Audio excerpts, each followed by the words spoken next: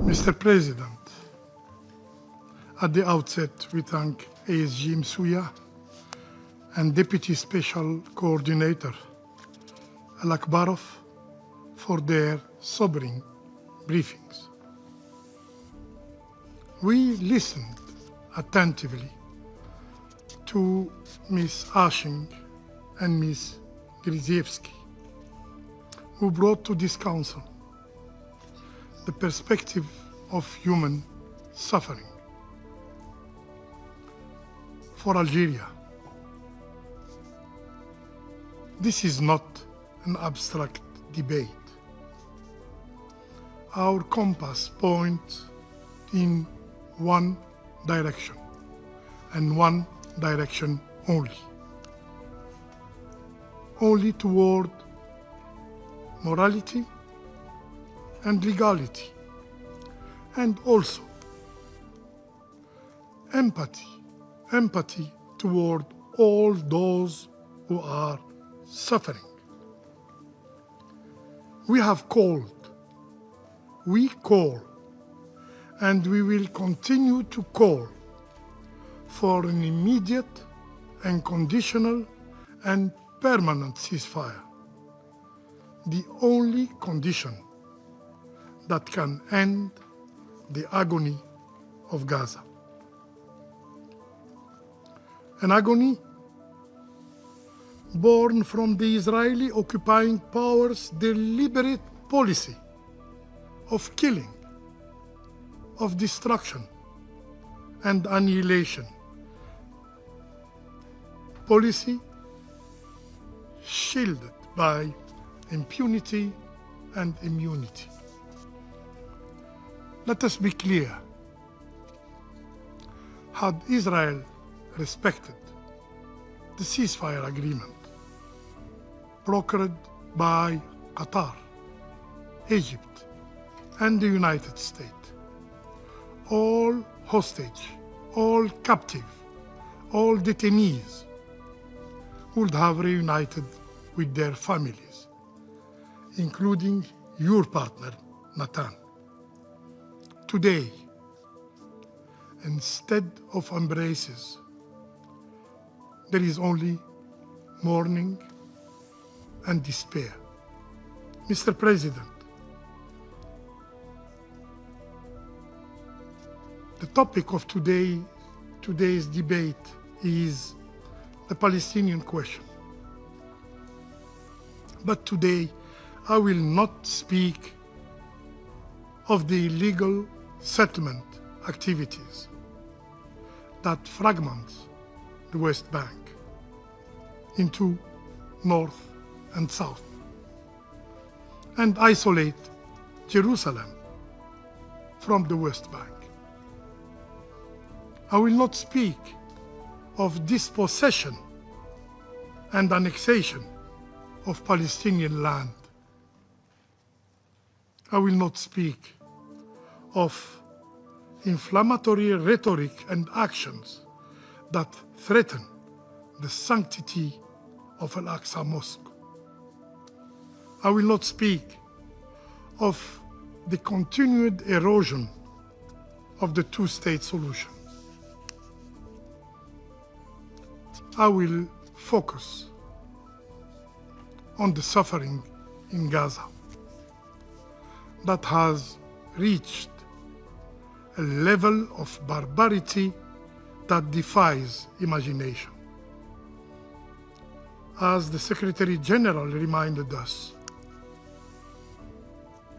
just when it seems there are no words left to describe the living hell in Gaza, a new one has been added. Famine. Yes, famine.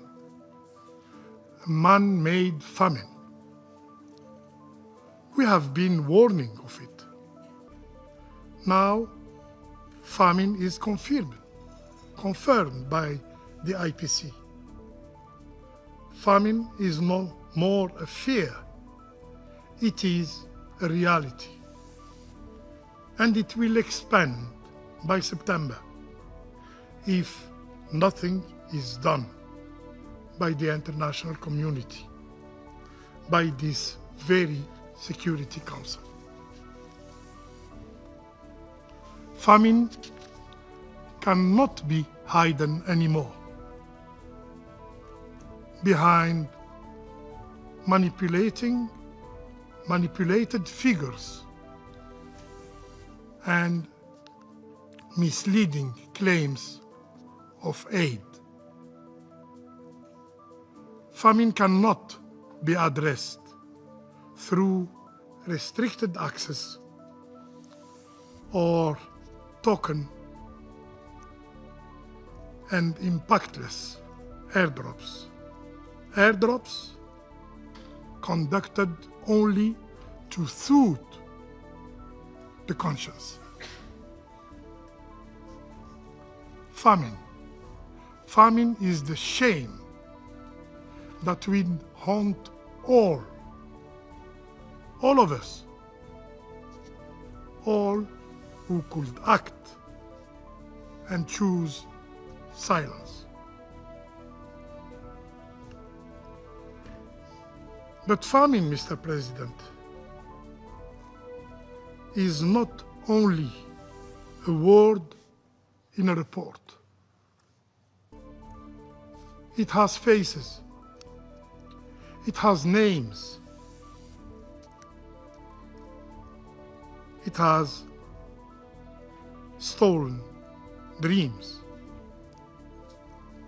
Famine affects human beings and their dignity. Famine consumes the innocence of childhood. Famine burdens the strength of fatherhood. Famine extinguishes the essence of motherhood. Famine drives humanity to its very limits. Pardon, President. Allow me to remind the Council. Yahya al-Najjar, 3-month-old, starved to death.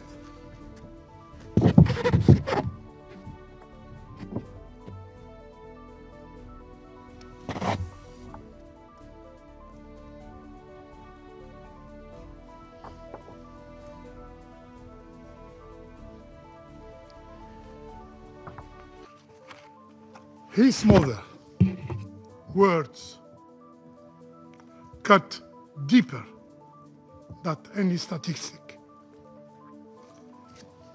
I quote,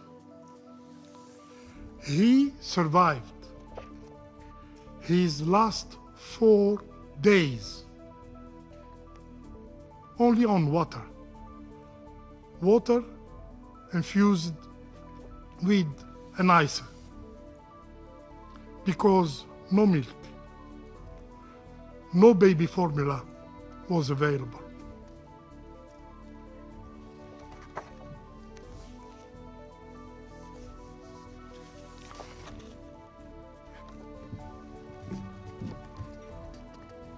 Yazan Abu Fool, 2-year-old. He is still alive. He stands shirtless in the hand of his father.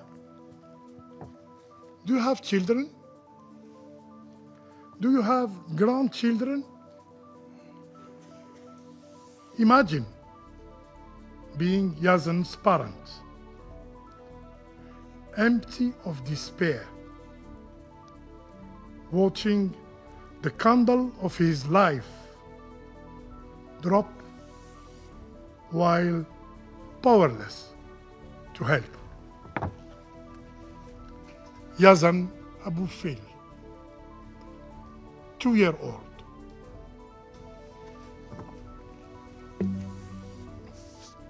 Mr. President, this is the reality. This is the grim reality that the Israeli authorities want to conceal. This is why international journalists are banned from Gaza. This is why Palestinian journalists are deliberately targeted and assassinated. 245 of them have lost their lives. Late August,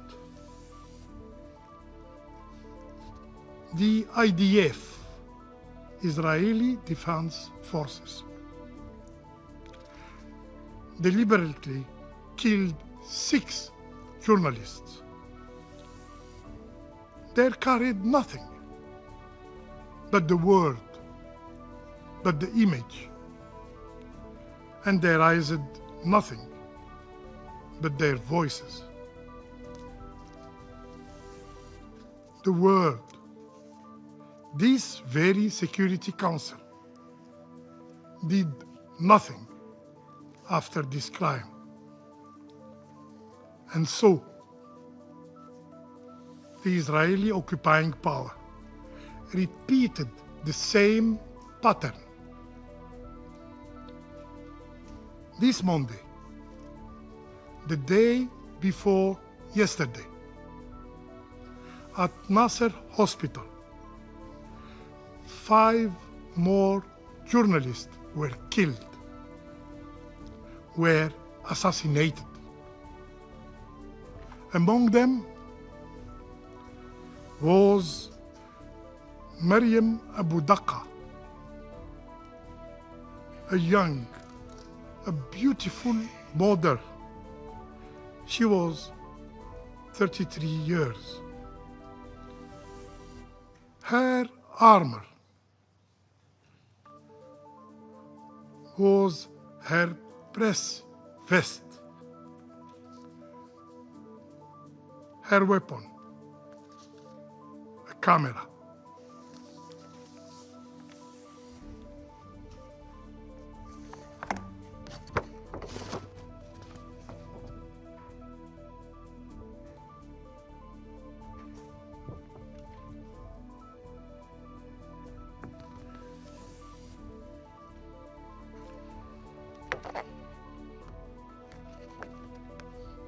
A few days before, she wrote on X a letter to her 13-year-old. His name is Ghaid. In this letter, she left words that carry more weight than any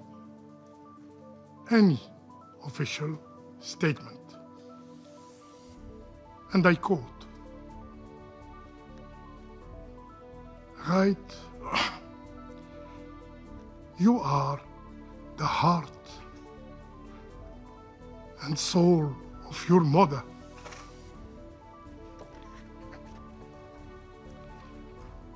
When I die, I want you to pray for me,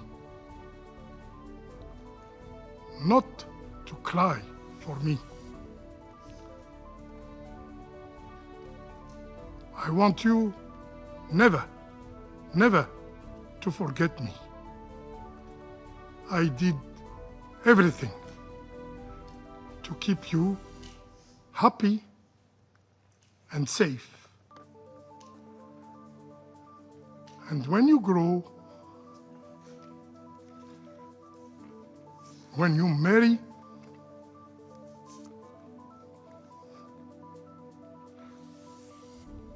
and when you have a daughter,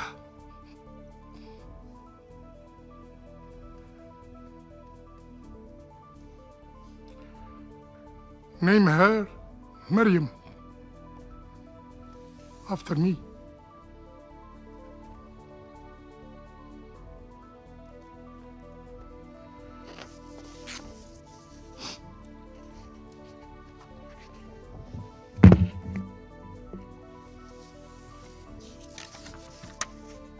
Mr. President,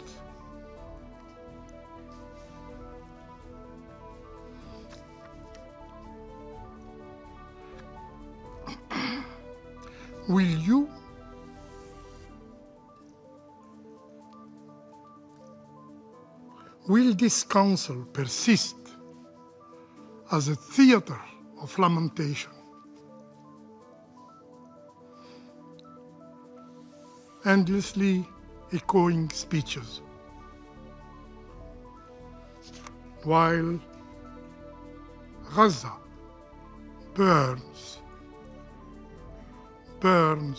for lack of actions? This council must act as a matter of duty, a moral duty, a legal duty, must act to impose a ceasefire and protect and save innocent lives, must act to ensure unhindered humanitarian access at scale, must act to feed the starving and break famine. To fail is to be complicit. To delay is to accept shame. Yes, shame. To stop a genocide is not an option. It is an obligation. I thank you.